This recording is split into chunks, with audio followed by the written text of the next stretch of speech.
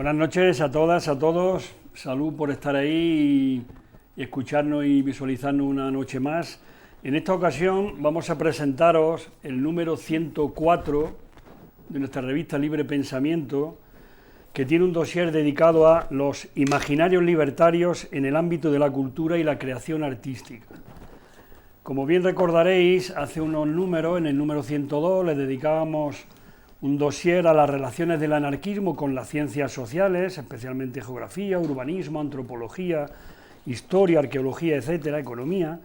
Y en esta ocasión lo que hacemos es ver las vinculaciones, los lazos, las relaciones que se establecen a lo largo de la historia o se han establecido entre la cultura, la educación, el arte, pues, poesía, literatura, cómic, escultura, graffiti, etcétera, con el anarquismo. Cómo han sido esas relaciones, qué frutos han dado y cómo se han producido. Y sí tenemos una primera conclusión, yo creo que bastante nítida, y es que mientras que el poder, el neoliberalismo ha conseguido, intentado manipular y mercantilizar la cultura y la educación y el arte, para el anarquismo siempre ha sido una parte fundamental y una parte que ha contribuido a esa transformación social con la que soñamos y por la que luchamos. Bueno, sobre estos temas vamos a profundizar hoy, y eso es a lo que se dedica, como digo, este dossier, y para ello, como siempre, contamos con dos personas en nuestro plató, en nuestro estudio, que paso a presentaros. Igualmente, dispondremos de dos conexiones por videoconferencia, que también os presentaremos, y una grabación en una entrevista que hemos hecho, en este caso a Rob Blackblock, que ha escrito un artículo sobre grafitis. Pues bueno, dicho esto, las personas que nos acompañan son, empiezo por mi izquierda, Carlos Susón, que en esta ocasión, junto con Emilio Pedro, ha contribuido a la coordinación y al diseño fundamental de este dossier. Carlos es profesor de matemáticas durante muchísimos años, actualmente ya se ha jubilado, pero su gran pasión ha sido la enseñanza de las matemáticas, viendo que era un espacio desde el que se puede construir pensamiento libre, pensamiento crítico. Exponente, conferenciante, articulista, y también forma parte del Consejo de Redacción de Libre Pensamiento. Muy buenas noches, Carlos, y bienvenido, y gracias por tu presencia. Gracias, buenas noches. También contamos con la presencia a nuestra derecha de la compañera Macarena Amores, periodista, licenciada en periodismo por la Universidad de Sevilla, que desempeña actualmente el puesto de responsable del gabinete de prensa de la CGT. Es una militante y una activista anarcosindicalista, feminista y defensora a ultranza de los derechos de información y de libertad de expresión, y bueno, y tiene un compromiso absoluto con la acción social y la defensa de la inmigración, y también es articulista y colaboradora y miembro del equipo de redacción de Libre Pensamiento. Pues buenas noches y muchas gracias. Y como decía, os presentaremos en su momento determinado a las dos personas que también nos acompañan por videoconferencia, que serán Dolors Marín, y Arturo Borra. En cualquier caso, lo que vamos a pasar a ver es el vídeo introductorio que nos han preparado el equipo técnico, donde intentamos resumir o concretar los puntos fundamentales sobre los que vamos a debatir en este programa. Adelante, compañeros.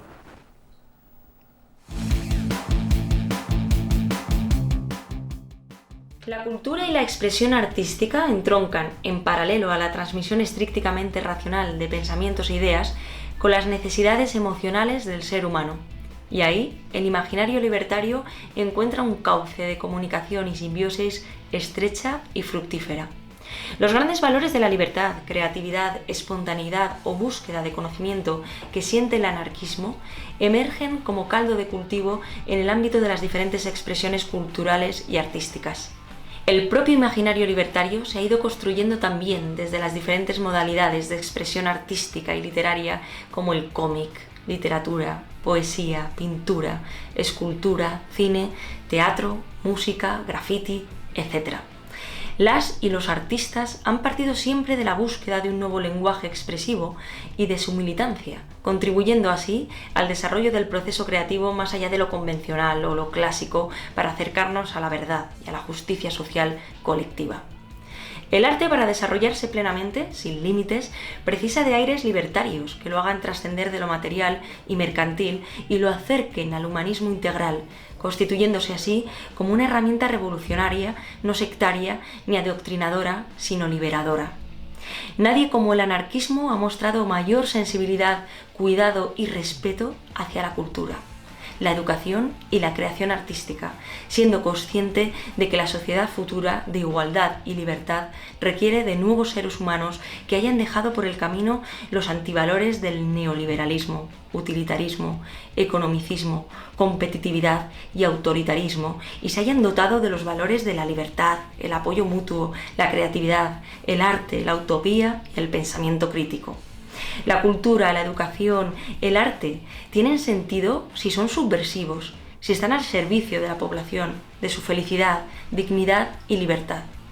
Es a través de la cultura y la educación como se despierta la conciencia social y el sentido crítico de la vida.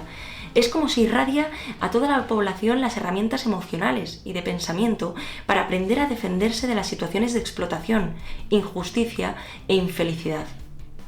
Por su parte, para el poder y sus gobiernos, la cultura no es relevante, puesto que el saber y el conocimiento solo lograrán que la población vaya madurando, vaya teniendo un pensamiento propio que les conduzca hacia la libertad individual y colectiva.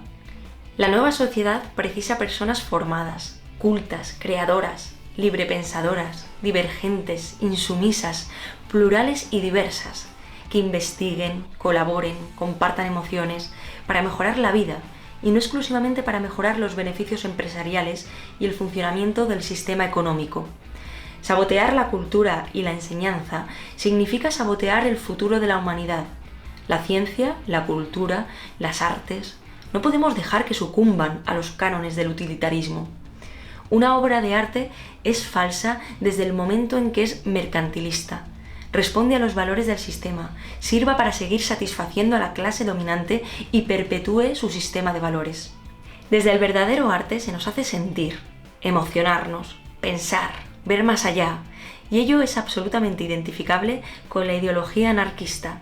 El anarquismo siempre ha estado cerca de los movimientos artísticos de vanguardia, novedosos, creativos, innovadores, sorprendentes, divergentes, rupturistas, políticamente incorrectos, siempre apegados a las emociones reales de la persona.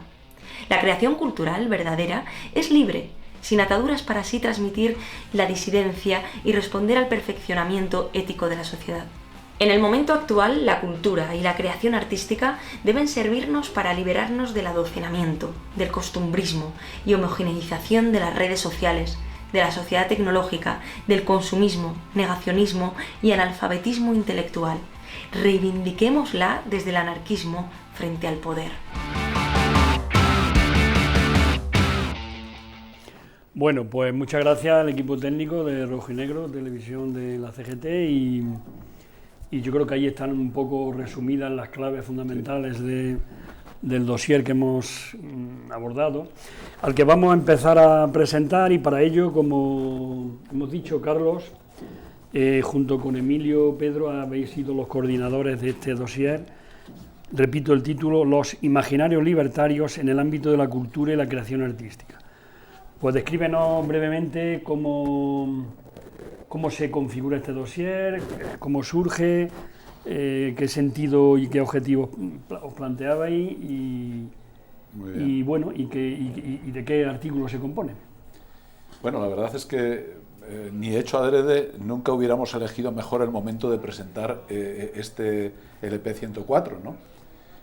Porque bueno, ahora hay una guerra abierta en Francia y tiene pintas de que va a ser global, entre la universalidad de los valores derivados de la Revolución Francesa, heredados de la Revolución Francesa, y las identidades que desde Estados Unidos, desde algunas universidades americanas, pues están llegando con fuerza, ¿no? De hecho, en esa guerra se ha puesto como referencia en ese fuego cruzado a la cultura, precisamente porque lo que hay en el fondo es un cambio de paradigma que viene derivado, como no puede ser de otra forma, de que no hemos sabido vencer al neoliberalismo, y como consecuencia, en algún momento esa fuerza se tenía que imponer en muchas cuestiones, y la cultural también, ¿no? Pero de hecho es un momento confuso porque resulta que ha intervenido ahí hasta Macron, y no creo que Macron haya intervenido precisamente en contra del neoliberalismo, sino preocupado porque bueno, pues esta discusión, algunas de las cosas que se plantean están poniendo en tela de juicio la propia fundamentación del Estado francés, ¿no? La confusión que seguramente y la contradicción que seguramente domina Macron, pues no es muy diferente a la que dominan a otros agentes, digamos agentes, ¿no?, entre comillas, sociales, entre los que se encuentran las ONGs y que se mueven con dificultad entre el etnocentrismo, el relativismo cultural y la denuncia a nivel global, ¿no? Entonces, bueno, pues nunca digo que podíamos haber elegido con mejor fortuna el momento de presentar el LP 104, ¿no? Cuando nos planteamos, Emilio y yo, cómo estructurar este número de la revista, pues bueno, en primer lugar tuvimos en cuenta que había habido, como muy bien ha dicho Jacinto antes, un LP 102 que ya había abordado parte de la cultura, ¿no? Parte de la cultura, digamos, más académica, por decirlo de alguna forma, ¿no? Y nos quedaba abordar el resto, y el resto pues no era pequeño, ¿no? Porque cuando hablamos de cultura, cuando nos planteamos hablar de cultura, nos planteamos qué era, ¿no? Y al margen de diversas definiciones que podemos hacer y tal, pues bueno, nos planteamos así de una forma sencilla y sin profundidades que hay una cultura material, ¿no? Hay una cultura material pues que es la que está reflejada en los edificios, las que tenemos en los libros, en los azudes que hay construidos por ahí, incluso en la forma de pastorear el ganado, en fin, es una cultura fácilmente identificable en lo material. Y una cultura inmaterial que tiene muchos aspectos, ¿no? Tiene, pues, primero hace referencia a los conocimientos adquiridos, ¿no? Los conocimientos adquiridos nos posicionan, nos enfrentan, pues, desde una perspectiva de lo nuevo, pero a muchas cosas, ¿no? Entre otras cosas a la forma de interpretar la vida, a la forma de posicionarnos ante distintos aspectos, la pandemia, por ejemplo, ¿no? Y después está otra cosa que no queríamos dejar de lado, que es el peso de la tradición, ¿no? La tradición tiene un peso muy importante en la cultura. La tradición pues, nos marca la forma de ver y entender el mundo, pero nos condiciona incluso moral y éticamente, ¿no? Bien, y dentro de todo ese panorama que había que abordar, pues hay una componente que Jacinto la ha nombrado antes y que en el vídeo queda muy clara, que, por cierto, un excelente trabajo que resume muy bien el dossier, ¿no? Pues bueno, hay una corriente que es una corriente transformadora, ¿no? Es una corriente pues, que trata de enriquecer, que busca el cambio, que necesita de la conquista, ¿no? Que es inconformista por naturaleza, transgresora y rebelde, ¿no? Y precisamente ahí es donde mejor se incardina el trabajo del dossier y donde quisimos centrar el trabajo del dossier, porque es donde mejor entra en juego los valores anarquistas, ¿no? Como muy bien ha dicho el dossier y como ha remarcado antes Jacinto, ¿no? Entonces, la cultura se convierte así en un caudal que, si bien es cierto que se nutre de la tradición, pues mira con descaro a la disidencia y la mira teniendo el futuro como objeto, ¿no? Pues bueno, luego nos planteamos también que hay una cultura del consumo, ¿no? O para el consumo, ¿no? Para la satisfacción inmediata, incluso para la alienación, ¿no? Es una cultura en la que se encuentra muy a gusto el poder, se encuentra muy a gusto el poder y las tendencias neoliberales son además asumir todas las novedades dentro de esta cultura institucionalizada para que nada cambie, ¿no? Y todo permanezca igual, ¿no? Entonces, pero hay otra cultura que busca el enriquecimiento, ¿no? Que llama al sentido crítico, que pretende la transformación, que ambiciona la justicia social, ¿no? Y que resulta ciertamente incómoda para el poder porque de alguna manera pues, remueve su status quo, ¿no? Entonces, abarcar todos estos aspectos ya de por sí nos resultaba muy complicado, ¿no?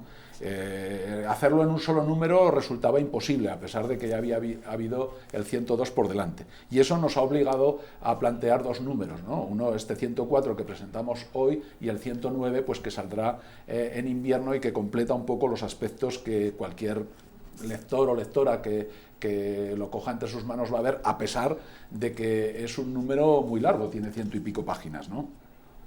Muy bien, pues bueno, eso es lo que pretendíamos. Pero esta dificultad, pues resulta que, entre otras cosas, Arturo lo recoge muy bien en su artículo. El esta dificultad es mayor porque hay diferentes enfoques desde los que abordarla, ¿no? Hay un enfoque, una perspectiva histórica que hunde sus raíces en la propia forma de ser y de dar vida al anarquismo, ¿no? Y al anarquismo que ha ligado siempre pues revolución y cultura, ¿no? Y que mantuvo viva durante mucho tiempo la disyuntiva si primero la revolución o primero la formación de la conciencia revolucionaria a través de un aporte cultural que favorezca la emancipación del proletariado, ¿no?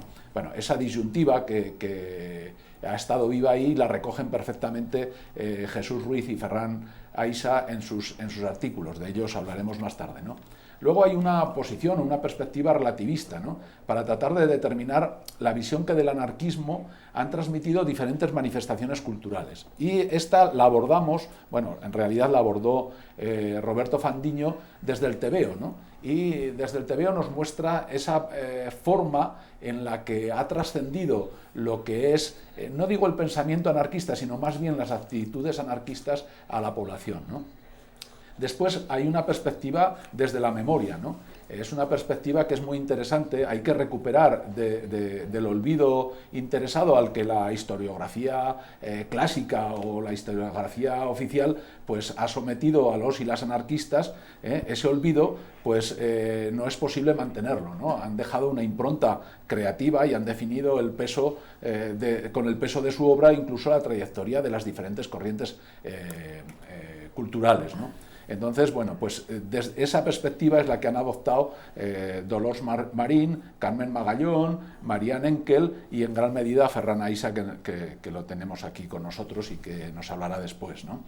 Carmen Magallón, pues para sacar del silencio negacionista de la historia pues a esas pioneras del feminismo que fueron las librepensadoras internacionalistas y feministas y pacifistas, ¿no? Y después, pues, bueno, como por ejemplo, pues Belén de Sárraga, ¿no? Y Marianne Enkel, porque ha dado voz en este número, pues, a esas feministas de principios del siglo XX que fueron pioneras en el movimiento, ¿no? No se acaban aquí las perspectivas, por mucho que parezca que hay muchas, ¿no? Hay una perspectiva que es desde el presente, ¿no? Y aunque la reconstrucción histórica sea muy interesante, pues el presente lo es tanto más, ¿no? Hay que entender, hay que saber y hay que analizar cuál es la impronta que el anarquismo está dejando en la cultura en estos momentos, ¿no? Y esa perspectiva es la que adopta pues Rob Blacklock desde su experiencia vital y militante, ¿no? En el ámbito del graffiti. Y Luis Navarro desde una perspectiva un poco más amplia o un poco más general, pues sobre las tendencias del arte, concretamente pues de la pintura, ¿no? Y en ella pues enfrenta precisamente esas tendencias anarquizantes, más creativas, más de dar vida al cambio y a la transformación, con las otras tendencias que, bueno, pues montadas en el caballo del neoliberalismo, pues intentan confundir lo que es el arte con lo que es el lucro, ¿no? Bueno, y por último, pues hay una medida prospectiva, ¿no? Una mirada hacia el futuro, que es la que nos mostrará Arturo Borra y que plantea hacer de la creatividad política una herramienta revolucionaria, ¿no? Y en ese sentido, si el objetivo es poetizar sin Estado, pues eso supone poner en solfa no solamente los contenidos de la poesía, no solamente los ritmos, sino incluso el canon que se supone que es universal y en el que que es el que decide lo que es poesía de lo que no es poesía y, bueno, incluso el valor poético de una obra, ¿no? A través de esos cánones. Bueno, de ello nos va a hablar Arturo después y, bueno, pues esta es un poco la estructura del dossier y cuando Emilio y yo nos lo planteamos desde un punto muy ambicioso, ¿no? Porque queríamos recoger todas estas perspectivas y queríamos además que todas las modalidades artísticas estuvieran presentes, la literatura, la música, el teatro, todo, ¿no? La pintura, el graffiti, mucho más moderno, el tebeo, o el cómic que le dicen los ingleses, ¿no? Pues bueno, que todo eso estuviera presente ahí. Creemos que ha quedado un número denso, pero sí que creemos que para la lectora y el lector que lo tenga en sus manos no le va a resultar pesado, ¿no? Porque la diversidad de los temas y la diversidad de los tratamientos, desde nuestro punto de vista, lo hace muy interesante y muy atractivo, ¿no? Pues nada, muchísimas gracias, Carlos, por esa síntesis, ese resumen y la exposición que acabas de plantear. Si os parece, seguimos con el desarrollo de nuestro programa en el sentido de conectar con Dolors Marín, que nos estará escuchando. Dolors, buenas noches. Hola, buenas noches, ¿cómo estáis? Buenas noches, ¿qué tal? Encantado de saludarte. Bien, bien. Dolor también ha escrito en este dossier. Como bien sabéis, es una magnífica historiadora, doctora en Historia Contemporánea por la Universidad de Barcelona, especialista en cultura libertaria, en anarquismo, profesora, documentalista, articulista. Bueno, también tenemos el honor de que forme parte de nuestro equipo de redacción y tiene numerosísimos libros escritos, algunos de ellos muy, muy recientes, dedicados al anarquismo y al movimiento libertario en general. Pues muy buenas noches, Dolors. Gracias por estar ahí. Bueno, has escrito un artículo que titulas Artistas de su vida, vanguardia y luchas sociales en las publicaciones anarquistas españolas del primer tercio del siglo XX, ¿no? Y ahí planteas esa síntesis perfecta entre artistas y activistas del anarquista, ¿no? Al mismo tiempo, ¿no? Sí. Sí, efectivamente. O sea, cuando surgió la idea de hacer un número de libre pensamiento dedicado al arte, sobre todo, y a los artistas, enseguida pensé en ellos, ¿no? Enseguida pensé en estos protagonistas de este artículo, porque aunaban a la perfección lo que es la teoría y la práctica. O sea, la teoría como pensadores anarquistas, como miembros de la mayoría de un sindicato, en aquellos años la CNT, o miembros de la clandestinidad anarquista, en el caso de Schum, con también, o sea, la idea teórica del anarquismo, pero con una práctica social importantísima. Además, la mayoría de los que aparecen en los artículos alegraban la vida de todas las publicaciones de los años 20 y de los años 30. Para mi sorpresa, cuando empecé a consultar prensa hace muchos años, era ver cómo realmente las ilustraciones de toda esta prensa anarquista obedecían a lo que se entendía el arte de vanguardia en los años 20 y los años 30, es decir, dibujos expresionistas, dibujos que tenían mucha ligazón, y ahora lo veremos, con el surrealismo, que empezaba a estar en boga a partir de los grupos franceses, o sea, toda la que es la idea de la bohemia cultural, y tanto es así que desde hace varios años estoy un poco a veces investigando al entorno de los artistas, y pensé que era bonito explicitar un concepto que lo pone en circulación Stefan Zweig en los años 30, precisamente del siglo pasado, cuando empieza a escribir una serie de biografías que una las titulará, pues por ejemplo, Poetas de su vida, ¿no?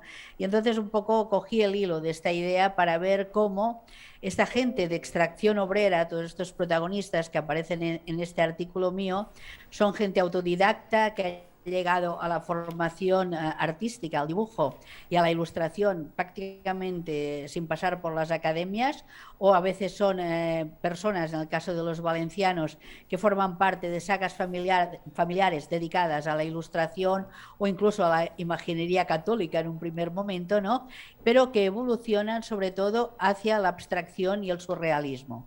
Pero para mi sorpresa, además, fue ver cómo algunos de ellos estaban tan implicados en el movimiento libertario que estarán actuando dentro de los grupos de afinidad anarquista. Entonces aquí planteo solo dos trayectorias enmarcadas dentro de las trayectorias de sus compañeros.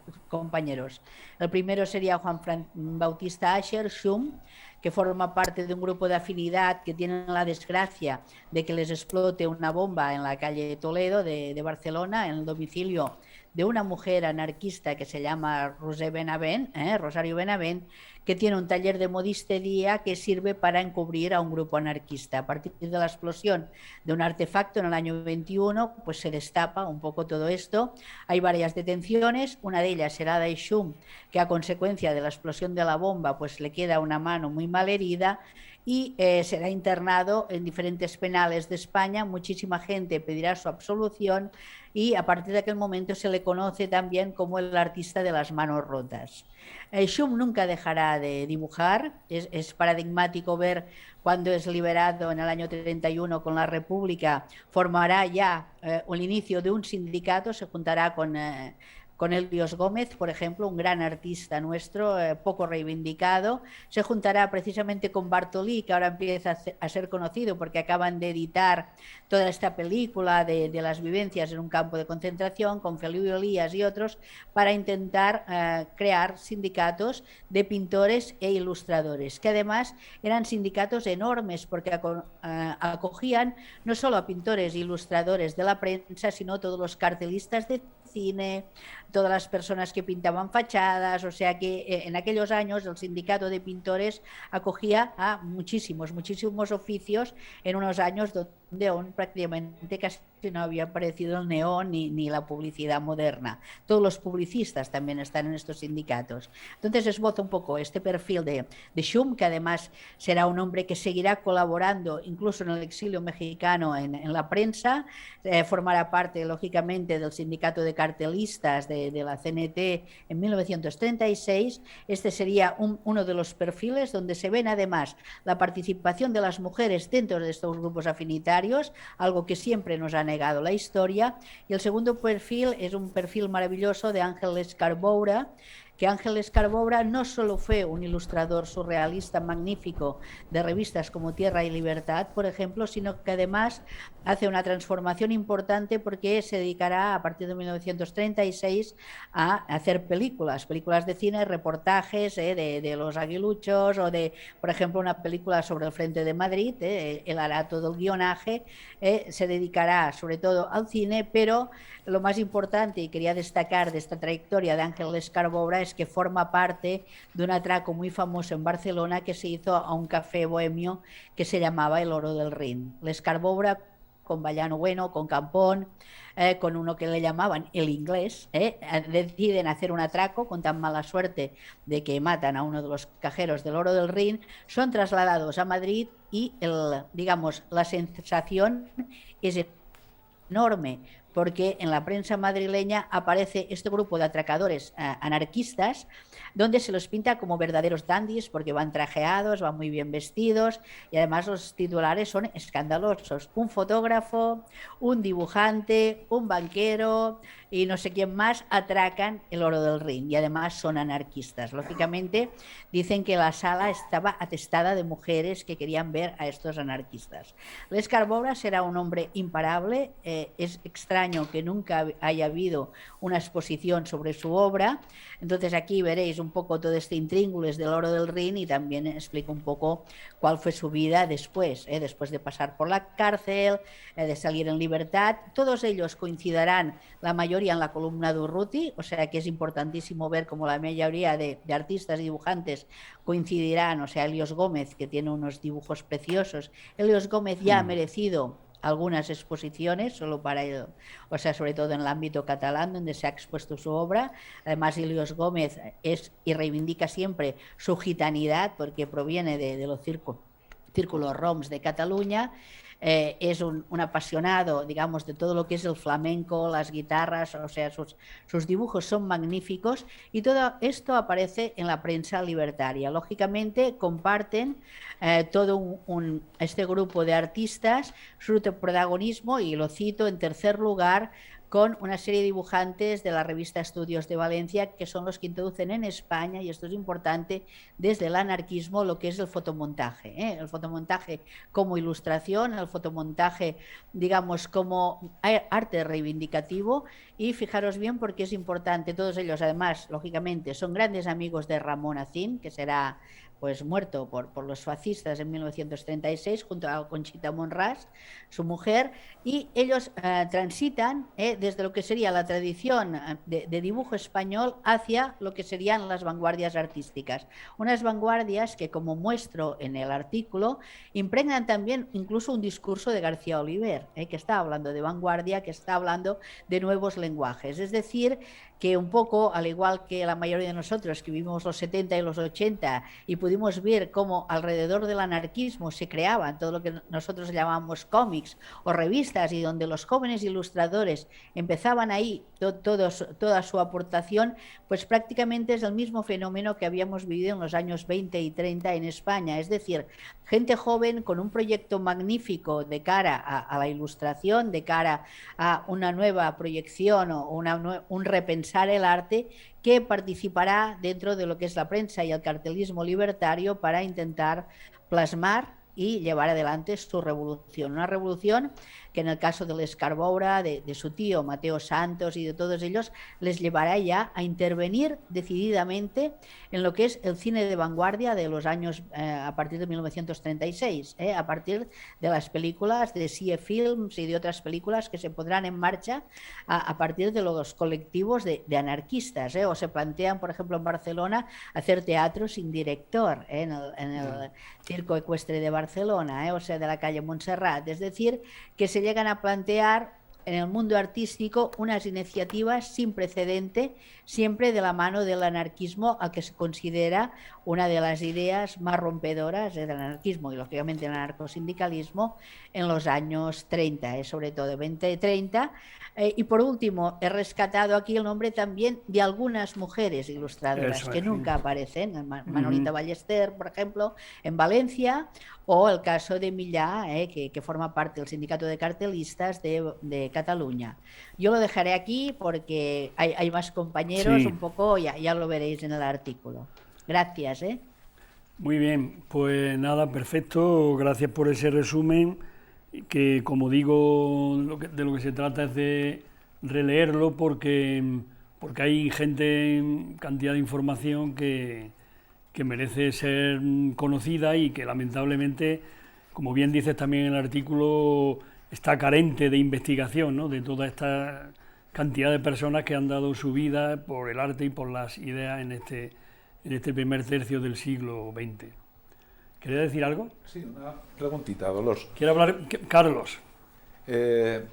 Cuando leí el artículo saqué una conclusión que a lo mejor es errónea, de que había una mayoría como de artistas que eran realmente autodidactas, pero que al mismo tiempo apostaban por el surrealismo. No sé si eso es así o no, y en caso de que sea así, ¿por qué esa apuesta por el surrealismo frente a otras corrientes del momento, ¿no?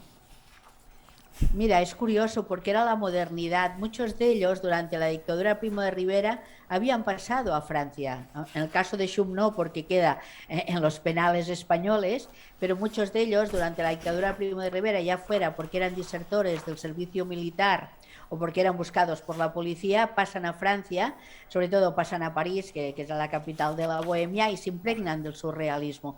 Fíjate tú cómo Ramón Acín, que es un hombre de academia, y es un hombre que creará los primeros museos de Aragón, y que está buscando el arte de Aragón, tendrá una serie de aportaciones como las típicas pajaritas dentro de una jaula, que son netamente surrealistas. O sea, en aquellos años están Picasso y Miró en París, la mayoría de ellos son, o sea, sobre todo estos dibujantes a partir del 36 serán amigos de André Breton, incluso en sus exilios como vivancos serán acogidos por los surrealistas franceses. Quiero decir que el nexo es muy importante porque en aquellos años el surrealismo es la búsqueda del inconsciente, o sea, digamos la introspección y un poco la revuelta, el abrir el mundo a los sueños, el mundo de lo onírico, el mundo de la transgresión. O sea, en una España súper arcaica, ligada sobre todo al catolicismo, donde el arte era un arte realista, pero muy realista, casi de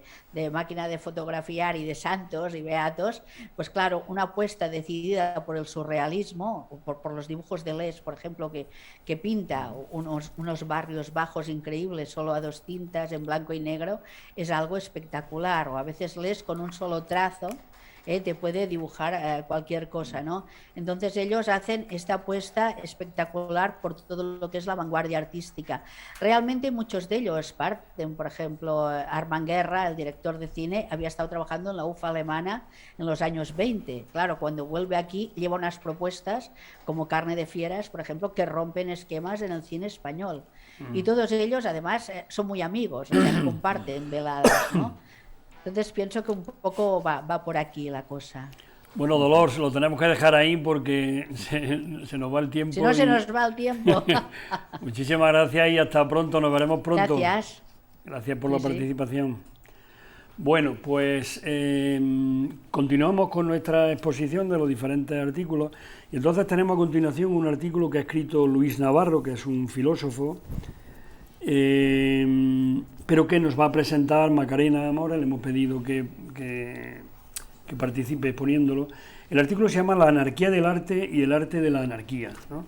Y ahí pues plantea cómo estas dos escenas, ¿no?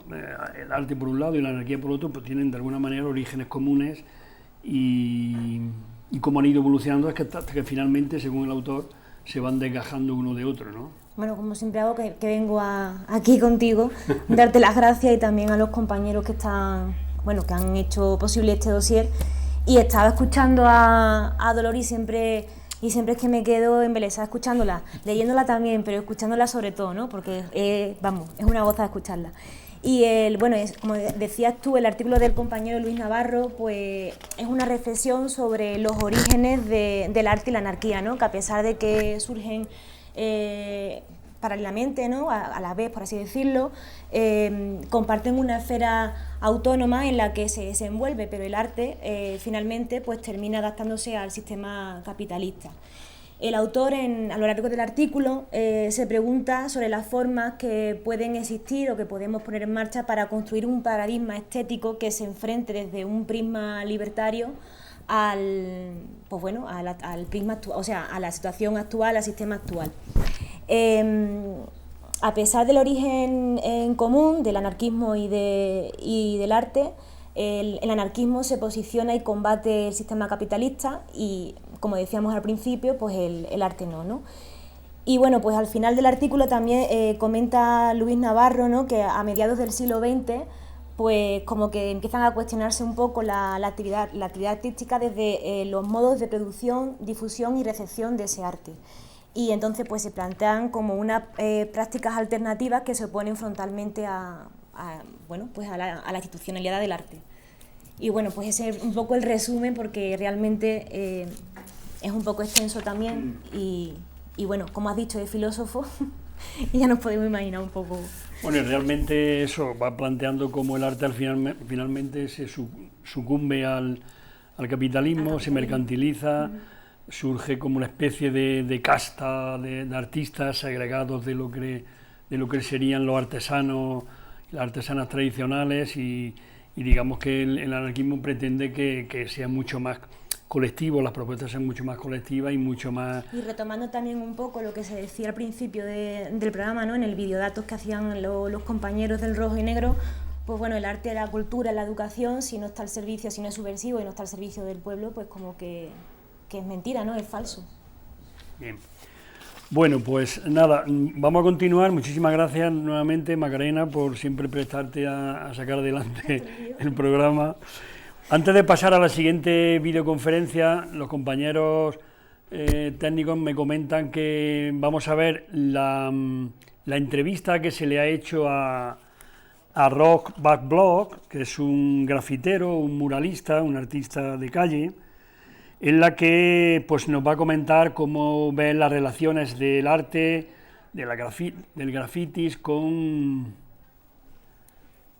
Bueno, me comentan que están preparando tal entrevista para hacer la conexión. Entonces, si os parece, ya que tenemos en conexión a Arturo Borra, pues pasamos a ver su artículo. Buenas noches, Arturo. Buenas noches. Muy bien. Pues nada, no nos conocíamos personalmente, pero encantado de saludarte, los compañeros y nosotros mismos, y gracias por haber participado en el artículo, en el dossier. Arturo Borra, eres argentino, ¿no? Pero actualmente resides por Valencia, y eres un poeta, ensayista, licenciado en Comunicación Social y doctor en Estudios Interdisciplinares de la Comunicación, autor de numerosos libros, uno de los más recientes, El azar de la historia, también autor de poemarios, como otro también muy reciente, Desde lejos, y también has participado en diferentes antologías poéticas, y por citar alguna de ellas, Los que se fueron. y luego por otro lado es el articulista y colaborador de numerosas revistas hispanoamericanas.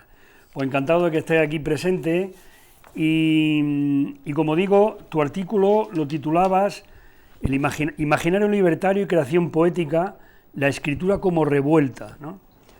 Y ahí parece que hablas de una relación compleja entre lo que sería el imaginario libertario y la creación poética, y que esa relación entiendes que debe tener un profundo significado político, ¿no?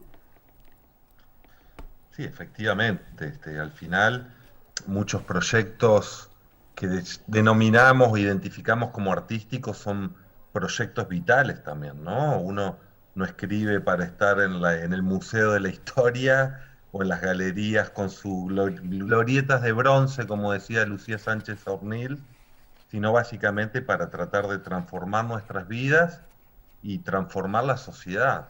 Una sociedad que desde luego está atravesada por el colonialismo, un racismo profundo, un clasismo muy propio evidentemente del sistema capitalista que nos atraviesa y por supuesto por un patriarcado que afortunadamente se erosiona en ciertos planos, pero que institucionalmente está muy instalado, ¿no?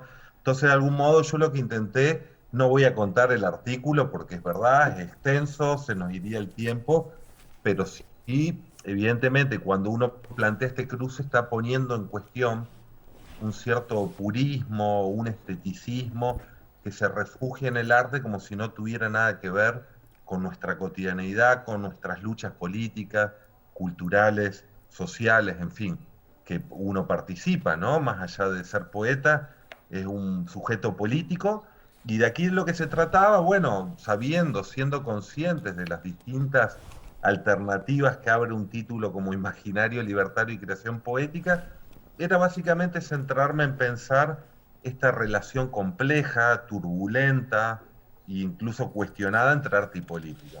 Pienso muchas veces cómo se usa el arte como un refugio para evitar el posicionamiento explícito. Lo que muchas veces esas mismas personas desconocen es que ese rechazo ya es un posicionamiento político, ¿no? Cuando uno plantea ciertas equidistancias en una sociedad como la que estamos, profundamente desigual, marcada por el menosprecio hacia los otros y las otras, bien, esa gente se retrata sin siquiera tomar partido de manera explícita.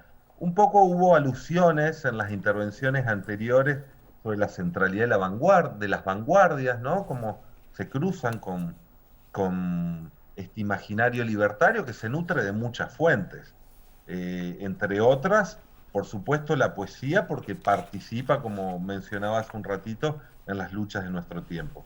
Yo intenté vincular esta indagación no tanto a una historia, lo que es esta corriente poética en sentido amplio, o también eludí partir de textos fundacionales, el anarquismo, como plantean el arte, para intentar vincularlo a ciertas experiencias de colapso que hemos sufrido.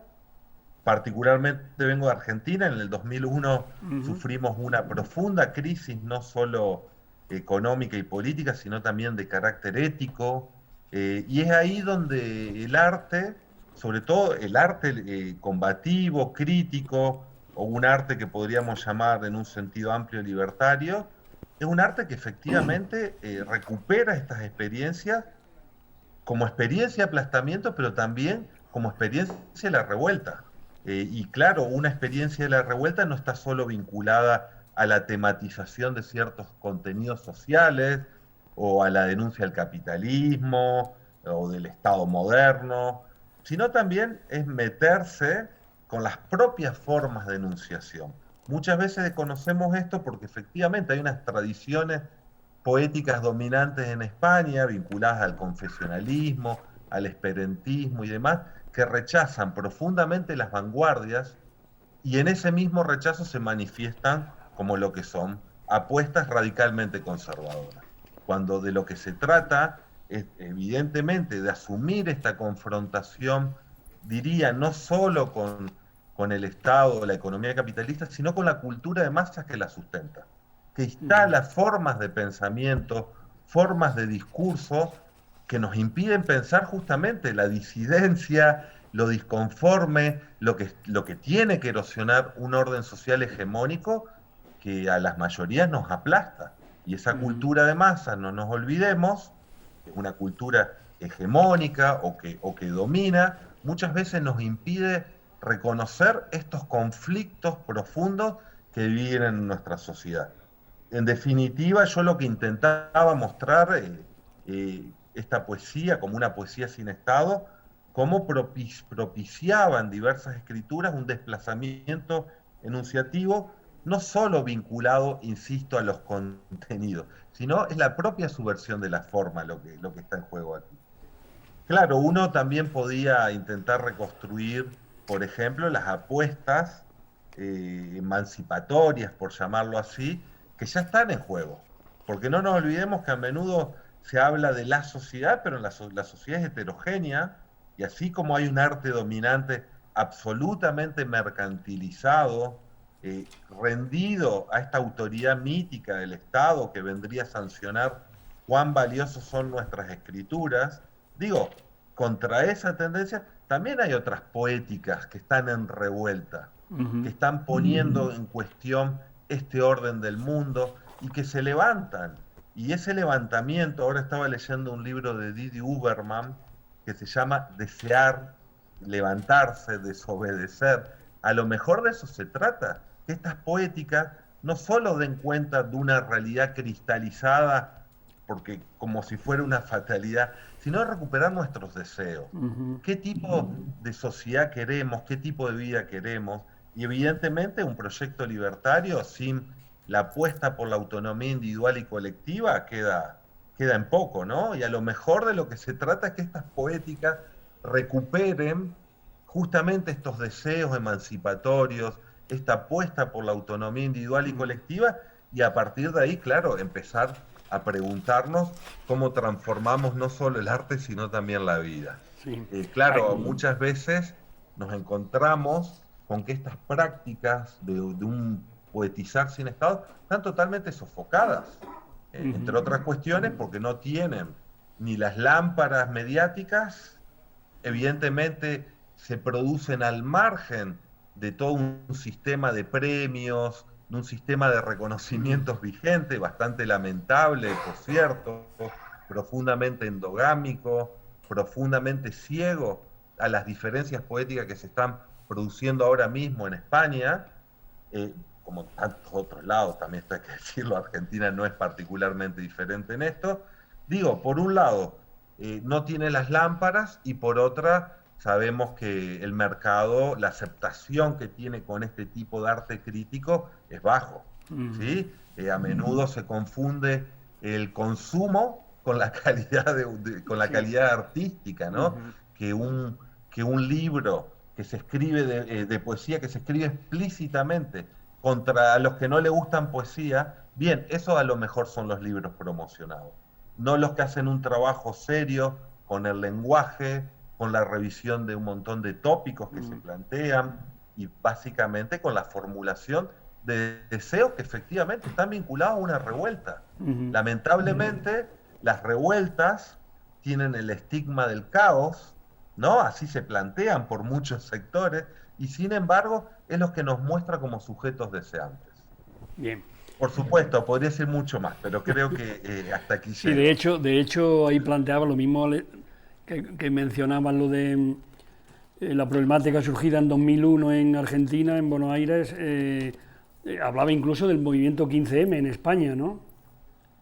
Sí, efectivamente, tiene que ver no solo con la reacción ante unas circunstancias económicas restrictivas, sino, como dice un historiador que lo recomiendo especialmente, que es Edward Thompson, que habla de la economía moral de la plebe, donde estamos nosotros por lo demás, ¿no? Al final hay un movimiento contra tanta indignidad, contra tanta injusticia, y yo lo que recupero de estas experiencias, que hay para hacer mucha autocrítica y demás, pero lo que destaco especialmente es la capacidad de erguirse con dignidad frente a un sistema que arrasa nuestras vidas, aunque a menudo disipemos ese arrase con un consumo voraz que promete calmar nuestra angustia y no hace sino incentivarla. Sí. Paradójicamente. Sí, bueno, y de hecho eso, la verdadera poética será esa que se va construyendo sin Estado, ¿no? Es decir, donde la autoridad no impone las normas, sino que nosotros tenemos que ir construyendo ese mundo alternativo.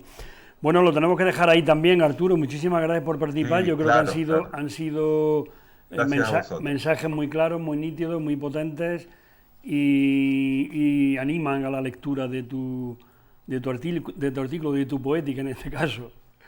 Bueno, ojalá. Pues un abrazo De la y... mía y de tantas otras que, insisto, Ya. están absolutamente ensombrecidas por un aparato mediático, estatal y mercantil que literalmente borra toda esta producción poética disidente, alternativa en el sentido profundo del término y disconforme con respecto a las condiciones del presente. En la medida de nuestras posibilidades, en la revista hemos institucionalizado una sección de poesía crítica, Grito en el Eco le llamamos, que coordina el compañero Emilio Pedro Gómez, sí. Y donde vamos dándole voz a ese conjunto de autores y autoras de poesía crítica y poesía social que se está surgiendo y que se está haciendo en estos tiempos, ¿eh? Sí, Pues, hace mucha falta. Un abrazo muy fuerte, Arturo, y hasta siempre. Gracias a ustedes. Gracias. Muy bien. Compañeros del equipo técnico, tenemos preparada la entrevista, ¿no? Pues vamos a pasar a ver la entrevista de Rob Bablock, que es un grafitero, como hemos dicho, muralista, que nos va a contar cómo siente esa relación del imaginario libertario anarquista con este tipo de expresión, cómo hay necesidad de que esta manera de expresión esté conectada con el entorno y cómo se convierte a su vez en una herramienta de transformación social, y finalmente pues un poco la polémica surgida con uno de los murales últimos dedicado al rey ausente, huido, y que bueno, ha dado pie a que se reproduzca con intensidad por parte de movimientos sociales en Barcelona. Adelante con la entrevista, por favor. Para mí el graffiti y el arte urbano lleva intrínseca una forma de entender la ciudad, de tomar los espacios públicos, de hacerlos propios, ¿no? Creo que es un acto que además revierte e impacta directamente en la comunidad y nace de la propia comunidad. Eso por un lado, y creo que esos son ingredientes o valores que están muy cercanos al imaginario libertario. De todos modos, también forma parte de la cultura del graffiti, sería como absurdo negarlo, pues que también hay una parte de competitividad entre la gente que hace firmas, por ejemplo, en hacerlo siempre como más alto, más grande, más lejos, más difícil, ¿no? Y hasta cierto punto podríamos decir que también podríamos encontrar conexiones con un planteamiento neoliberal o competitivo, ¿no? Entonces yo creo que un poco depende de quién y qué uso se hace de qué valores del graffiti que se puede acercar más o menos al planteamiento libertario.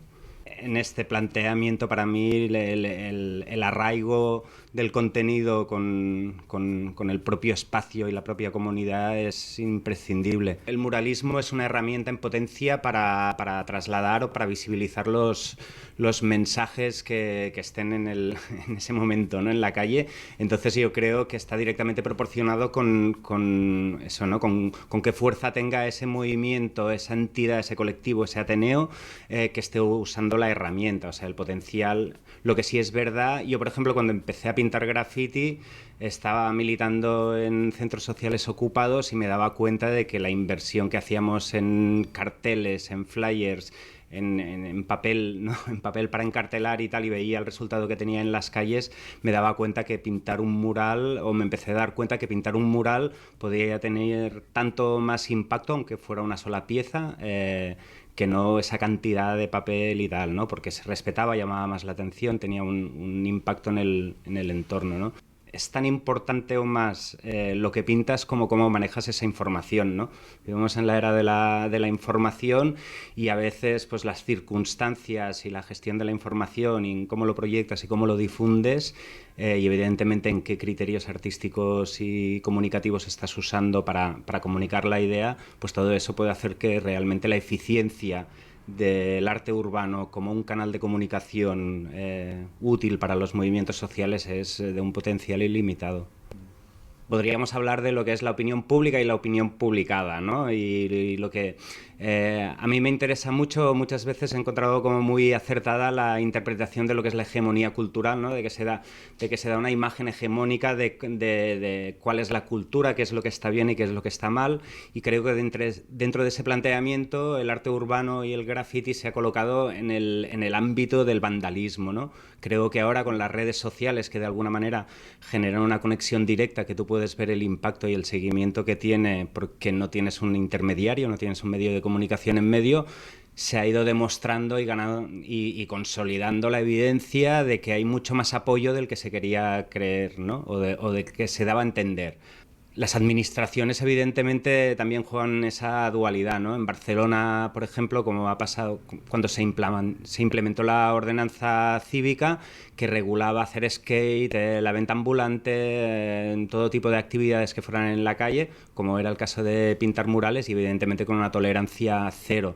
De todos modos, si conseguías trascender y sortear toda la burocracia y hacer una buena intervención, era muy posible que se acabara convirtiendo en un icono usado por el Ayuntamiento de Barcelona como ciudad cool, fashion y moderna, ¿no?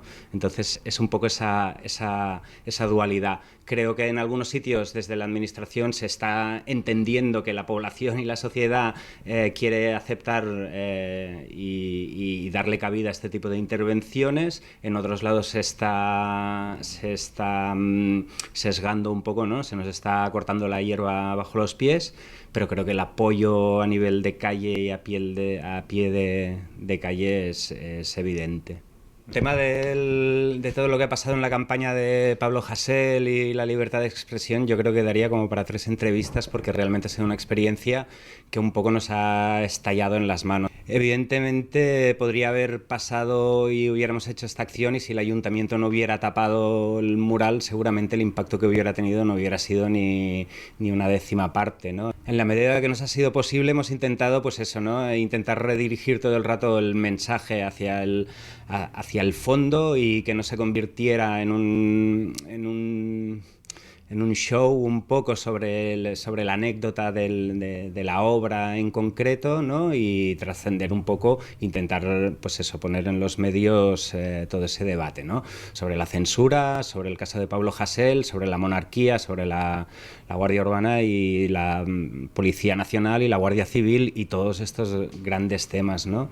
En paralelo a todo esto ha sido muy interesante para mí como experimento a nivel de activismo, porque el hecho de que se censurara, colgarlo en Wikimedia, que ha sido la forma de liberar la imagen y ponerla al alcance de todo el mundo para que todo el mundo la pudiera usar, y cómo la gente se ha hecho suya esa imagen y la ha convertido en un objeto, ¿no? Como que se iba multiplicando por todo el territorio, yo creo que eso ha superado totalmente todas las expectativas, y creo que otra vez va mucho más allá de la obra en concreto, de la anécdota de si era el rey emérito y si fue la Colau o fue la Guardia Urbana autónomamente quien lo tapó, y eso, ¿no? Y nos ha mostrado pues posibles nuevas vías de lucha y de difundir mensajes y de combatir la censura, ¿no? Tapan uno, pues lo multiplicamos por 10, ¿no? Todo eso me parece que ha sido apasionante y que abre una puerta que espero algún día, pues poco a poco poder ir explorando también. Bueno, pues muy interesante también la entrevista del compañero Roc, y vamos fatal de tiempo porque siempre nos pasa igual, es decir, vamos al límite de las posibilidades. Carlos, te vamos a pasar la palabra para que nos comentes un par de artículos que merecen la pena ser comentados, bueno, que el resto, por supuesto. Uno escrito por Ferran Gaísa, historiador y poeta también, que se titula La cultura anarquista como base de transformación social, y bueno, ahí nos cuenta, esencialmente centrado en la ciudad de Barcelona, ¿no? De cómo a lo largo del siglo XIX-XX se desarrolla todo un movimiento emancipatorio libertario que concluye también con un movimiento cultural, ¿no? Muy fuerte. Muy fuerte. Bueno, pues efectivamente, estos dos artículos son complementarios, nacieron así y lo han sido en su contenido, entre otras cosas porque los pusimos en contacto a las dos personas, ¿no? Jesús Ruiz hace un planteamiento un poco más general, ¿no? Pero efectivamente, como decía Jacinto, pues es que es un momento de eclosión cultural fortísima en la que el protagonismo que tiene el anarquismo es impresionante, ¿no? Jesús nos habla del papel que tienen los ateneos, las escuelas, los orfeones, las publicaciones, las artes gráficas, el nudismo, incluso la apuesta por el esperanto, y bueno, es un planteamiento que busca hacer brotar una sociedad nueva en un medio pues que era un verdadero erial cultural el de este país, ¿no? Y bueno, pues en ese ámbito pues él destaca algunas cosas, y yo voy a ir muy rápido por esto de la falta de tiempo. Bueno, él destaca, pues por ejemplo, el periódico riojano que se llama Semilla Roja, y otro periódico que en este caso era el órgano regional de la CNT de Navarra, Aragón y La Rioja, que se titulaba Cultura y Acción, ¿no? Porque marcan, digamos, las dos líneas en las que se afrontaba el tema de la cultura, ¿no? En un caso, el de que había que sembrar, ¿no? Había que dejar que germinase esa semilla anarquista para después que la mies que se cosechara fuera rica en resultados, y por otro, pues esa disyuntiva que ya comentaba antes entre la cultura y la acción, ¿no? En que había que formar por una parte a los obreros y por otra parte pues no había que dejar la acción no quedase aparte, ¿no? Entonces, bueno, pues nos habla de todas estas cosas, y Ferran lo que hace pues es realmente un artículo realmente casi enciclopedista, ¿no? Porque si alguien de verdad quiere datos, ese artículo es muy rico en ellos, ¿no? Y entonces habla de ese momento de eclosión, que es el momento en el que surge la escuela moderna de Ferrer y Guardia, periódicos como Huelga General o Solidaridad Obrera, mutuas como la Alianza Obrera, Protección Social Obrera, Agrupación Mutua del Comercio y de la Industria, ateneos, los más famosos pues fueron el Enciclopédico Popular, el Sindicalista o el Centro Fraternal de Cultura, y luego numerosas compañías de teatro, incluso un banco, ¿no? Y bueno, pues es un momento en el que el listado de autores de marca internacional, que diríamos, ¿no? de prestigio, pues son muchísimos, y van desde Teresa Claramunt a Ferrer y Guardia, Kropotkin, Fabri o Faureo Malatesta, ¿no? Que escribieron en la infinidad de publicaciones que surgieron en esta época, ¿no? Luego aparecieron movimientos de anarquistas integrales, ¿no? Que hacían de su ejemplo de vida pues un camino de emancipación, ¿no? Como fueron los grupos Amic del Sol, Sol y Vida, Pentalfa, Faros o Luz y Libertad, ¿no? Asociaciones esperantistas, literatura obrera. Bueno, es una eclosión tal que bueno, hay que leer el artículo y hay que recoger los datos para quien le puedan interesar, porque creo que son muy interesantes, ¿no? Es un momento en el que pues aparecen de todo ese movimiento, de toda esa eclosión, pues aparecen militantes anarcosindicalistas. Leo los que recoge aquí Ferran, pues que son José Negrés, Salvador Seguí, Ángel Pestaña, Joan Peiró, Josep Viadiu, Eusebio Carbó, Federica Monseni, bueno, en fin, etcétera, etcétera, incluso Benaventura Durruti, ¿no?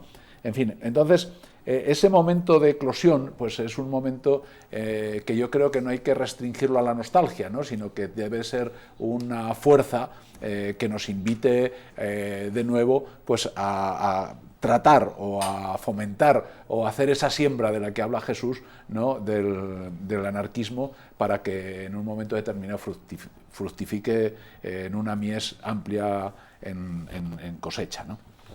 Sí, incluso, digo, pues también por reseñarlo, el propio movimiento de mujeres libres, ¿no? que también tiene una importancia brutal, y no solamente en organizativo, sino también a través de la publicación, ¿no? Mujeres Libres, que es una publicación pionera y de vanguardia, ¿no? Sí, cuando hablaba de la literatura obrerista me he dejado de nombrar. Luego está también, él habla también ahí que no se restringía solamente la producción propia, sino que el anarquismo estaba metido en todos los movimientos de la época, bien fuera antifascista, antiglobalización, feminista, ecologista, antimilitarista. Es decir, la presencia anarquista era fundamental, ¿no? Y el trabajo de las mujeres en ese aspecto, el trabajo creador de las mujeres en ese aspecto, pues fue también fundamental, ¿no? No sé si queda tiempo para... No, y en esa misma línea pues está el artículo de Jesús, has dicho, exacto, se llama Algunos lugares comunes sobre cultura y anarquismo, ¿no? en el que también se visibiliza no solamente el gran espectro en el que se ven artistas y trabajos anarquistas, sino también movimientos sociales que actualmente hacen que el anarquismo no sea algo del pasado, sino que tenga una vigencia sí, Jesús, total. Además, remarca ahí esa dualidad que comentaba antes, ¿no? Entre el conocimiento y la práctica, entre el saber y el trabajo, ¿no? Pero además hay una cosa a destacar, bueno, y habla de lo que llama los apóstoles, de lo que se llamaron los apóstoles de la idea, ¿no? Que fueron los primeros que, digamos, pues fueron hablando del movimiento anarquista, ¿no? Pero habla de una cosa que es también muy interesante, es el tema del eclecticismo, ¿no? Es decir, él dice que las bibliotecas, que él ha estudiado las bibliotecas libertarias de la época, y que no solamente había libros pues anarquistas, ¿no? Sino que había libros también marxistas, anticlericales, en fin, que había un eclecticismo bastante grande, ¿no? Y como ejemplo de ese eclecticismo, pues habla de la revista Orto, que es una revista que no siempre contó con el beneplácito de todos los militantes anarquistas, que la dirigía Marín Civera, y que pues fue muy importante porque ahí participaron muchos escritores o muchos articulistas que no solamente eran anarquistas, que eran también marxistas y librepensadores, y que bueno, pues Martín Civera fue uno de los que primero, o por lo menos con más fuerza, llamó la atención sobre el riesgo que existía de la venida después de las crisis económicas, de la venida del fascismo, ¿no? Entonces él lo advirtió, y en estos momentos en los que vivimos, pues a lo mejor es bueno volverlo a advertir otra vez, ¿no? Por si acaso a alguien se le olvida. Vale, lo tenemos que dejar ahí, y ahora permitirnos 15 segundos para publicitar nuestro pueblo preferido, Ruesta, y que pronto se podrá visitar presencialmente. Adelante.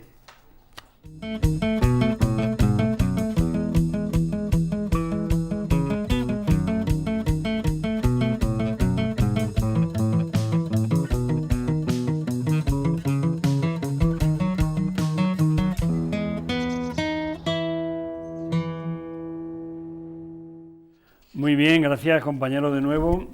Bueno, antes de pasar a los últimos minutos en los que siempre intentamos intercambiar ideas con las personas presentes aquí en el plató, permitidme que vuelva a preguntarle a Macarena. Macarena, el artículo no pudo entrar en el número 104, se pospuso en el 105, que ya está editado, y era una entrevista que le hicisteis a Joan Mariné. Joan Mariné tiene 100 años y en su tiempo pues trabajaba en el Sindicato de Espectáculos de Barcelona, y bueno, es absolutamente un referente de la arte en España y en este caso pues también de la militancia anarquista. Pues cuéntanos, si te parece, Macarena, brevemente. Sí, bueno, lo que acabas de explicar, ¿no? Que no entró y en la entrevista en el anterior número, y lo hemos sacado en este, ya que estamos aquí haciendo publicidad, y animo a la militancia a leer, porque somos lo que leemos también. Y bueno, pues sí, la entrevista fue bastante divertida. Creo que aquí hay compañeros que estuvieron en la entrevista, y bueno, pues Joan Mariné, con 100 años que tiene, pues tiene miles de anécdotas, y bueno, para quien no lo sepa, es la persona que grabó, son las únicas imágenes que hay del entierro de Durruti en el 36. Y bueno, nos contó un poco cómo se produjo, o sea, por qué él estaba allí y cómo es que tenía tantas cámaras en el momento en el que se produce pues la muerte de este hombre, ¿no? Y bueno, deciros que esta entrevista se hizo después del confinamiento, era en julio, acabábamos de salir de los 3 meses estos que hemos estado encerrados, ¿no? Fue en la ECAM, en la Escuela de Cinematografía y del Audiovisual de aquí de Madrid. Y bueno, deciros eso, que es un ser entrañable como anécdota, así que fue la que más me impactó, es que estuvo preso en 2 campos de concentración y de los 2 se pudo escapar. Y bueno, se pudo escapar y no le pasó nada, ¿no? Evidentemente. Y nada, pues eso, si algún día le llega este vídeo, decirle que muchísimas gracias, que nos encantó conocerle, y también a su mujer Concha, que nos ayudó un montón. Y nada, pues eso, bueno, que la leáis. Queríamos hacer eso, un homenaje también, aparte de Joan Mariné, a esa relación del anarquismo con este caso, la arte cinematográfica, ya que fue también vanguardia, ¿no? El movimiento anarquista en las nuevas formas de expresión artística. Pues nada, disponemos de unos minutillos todavía para centrarnos en lo que hemos estado escuchando, si tenéis algo que decir, y si no, pues yo os comento, quiero decir, estamos en unos tiempos realmente complicados, ¿no? de embrutecimiento, yo creo, brutal, ¿no? De nuestro estilo de vida, de nuestras relaciones humanas, ¿no? de analfabetismo, si se acepta esa palabra, al menos analfabetos funcionales, de teorías negacionistas que ponen en tela de juicio los avances de la ciencia, los avances de la cultura, ¿no? Incluso que eso se deja ver en los propios planes de estudios, ¿no? Donde cada vez va desapareciendo más lo dedicado a la filosofía, a la arte, a la plástica, etcétera, y por el contrario, pues todo lo que es tecnología y mercantilismo y personas emprendedoras que el único modelo que conocen es la especulación y el movimiento capitalista, son los que van avanzando, ¿no? Pues algo tendremos que decir ahí, ¿no? Como libres pensadores o como personas que pretendemos cambiar el mundo y transformar el mundo. No solo en los contenidos, ¿no? Como decías, ¿no? Sino en el enfoque, ¿no? En el enfoque que se le da a los diferentes temas educativos. Ya está bien de adiestrar al alumnado, y lo que hay que hacer es permitirle precisamente que piense, que cree conocimiento por sí mismo y que sea capaz de poner en duda los conocimientos instituidos que dan los libros y que a veces dan los profesores, ¿no? Cuando no dan estas alternativas, ¿no? Yo creo que eso es muy importante, ¿no? Yo pienso también que no solo es una cuestión de la educación, ¿no? Que es también una reivindicación del mundo cultural, ¿no? El mundo de la cultura en muchas ocasiones o en muchos aspectos rinde sus fuerzas al poder, y estaría bien que desde las personas que nos escuchan y tal fuéramos capaces, como decía antes Ferran, pues de recoger esa cultura, de recoger esa poética, pero no solo la poética, también el arte disidente, y proyectarlo, ¿no? Proyectarlo al alumnado, proyectarlo a nuestra vida personal y proyectarlo a las personas que conocemos, ¿no? Sí, luego ese desapego que existe a lo que es cultura hoy, ¿no? Que lo único que conocemos es la cultura de masa, la cultura espectáculo, no la cultura que realmente construye el pensamiento alternativo, ¿no? Sino que el dinero que se invierte pues realmente es para una cultura vacía, ¿no? Una cultura espectáculo, donde grandes mitos, grandes personajes que se están enriqueciendo a costa de ese dinero y esas subvenciones públicas, pues no contribuyen realmente al desarrollo de las personas en el sentido integral del término, ¿no? O sea, ¿qué sentido tiene en un pueblo, por ejemplo, que venga un gran artista que cobre no sé cuántos miles y miles y miles de euros, y que por el contrario a lo mejor no haya escuelas de música o escuelas de danza o escuelas de artes, ¿no? Un poco ese también sería el mensaje, ¿no? No se apueste por eso. Yo me quería quedar, bueno, como queda un poco tiempo también y estamos ya terminando, yo me quería quedar con una cosa muy importante que también lo ha recogido Carlos, y haciendo referencia a la entrevista que se le ha hecho al último compañero sobre que no se puede perseguir a la gente que hace arte, o sea, no se puede perseguir a cantantes, a artistas de cualquier tipo, como la pasaba a Pablo Hasél, ¿no? Que sí, que ya sabemos que hay ahí detrás una historia y todo lo que quiera, pero que al fin y al cabo se le ha cortado su libertad de expresión, y lo que decía Carlos, ¿no? Que es muy peligroso en los tiempos en los que estamos, que pasen este tipo de cosas, ¿no? Los tiempos en los que estamos con el avance que tenemos de la extrema derecha y todo este tipo de gentuza. Claro, es que ese planteamiento que decías, ¿no?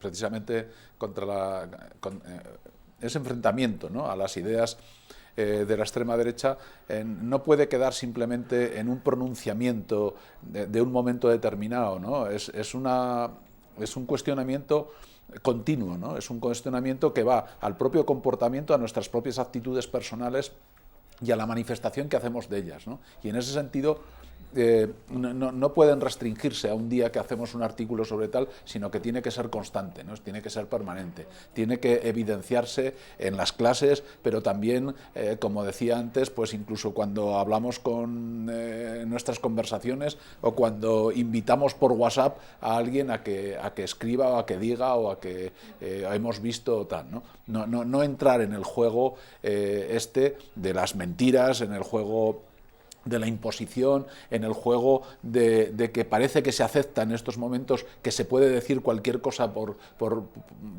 cualquiera que sea la barbaridad que se diga, ¿no? Bueno, tú lo comentábamos antes de entrar aquí, está el tema, por ejemplo, de la gente que viene buscando trabajo a esta Europa y la forma en que los tratamos, ¿no? Los medios de comunicación no van a evidenciar ese problema si nosotros no lo evidenciamos en todo momento y con todas las personas, ¿no? Solamente hay que ver el tratamiento que tiene precisamente todo el tema migratorio en la prensa generalista, ¿no? Cómo no le llaman migrantes, si le llaman inmigrantes, cómo le llaman irregulares, sin papeles. Entonces eso pues hay que ir intentar nosotros mismos también erradicarlo, ¿no?, de nuestra comunicación diaria. Sí, yo creo, por terminar, que hay que luchar contra la invasión de los medios de comunicación, estos que nos desinforman, y parece que estuviéramos en tiempo de máxima información, por el contrario estamos en tiempos de la mayor alienación que hemos conocido, yo creo. Y bueno, eso lo ha tenido siempre el anarquismo, ha tenido claro que tienes que dotarte de tus propios medios, de tus propias publicaciones. Como habéis dicho antes, hay miles y miles de documentos, de textos, de revistas, etcétera, que a lo largo de la historia ha ido publicando el anarquismo, y en este caso pues seguimos intentando mantener esa línea, ya sea con revistas, ya sea con estos medios alternativos de comunicación audiovisual alternativa que vamos forjando, como puede ser esta televisión rojo y negra, como puede ser Radio Clara, o como pueden ser... Y crear también una red de medios alternativos que bueno, no tenemos por qué pensar todos de la misma manera, pero sí estamos en el mismo barco. Lo que está sucediendo, lo decías tú, es muy grave y no podemos pisarnos, al revés, nos tenemos que ayudar, porque hay que crear una red común con esos medios de comunicación y trasladar nuestro mensaje, porque no nos lo van a sacar en otro sitio. Bueno, pues nada, encantado. Yo creo que hemos cumplido con los objetivos, que era animar a leer, porque es una cosa importante, animar a leer, que no se puede traducir todo en los 140 caracteres del tweet o pincha me gusta o no me gusta y tal, ¿no? Sino que las ideas se expresan con el lenguaje, que es una de las mejores herramientas que tenemos. Y entonces con lo que intentamos contribuir con esta revista, que como digo, se compone de ese dossier, pero algún otro día presentaremos también la revista el resto de secciones que tiene. Una de ellas la poesía, el comentario de cine, las misceláneas, comentarios de libros, etcétera, etcétera. Así que daros las gracias por vuestra participación y hasta la próxima.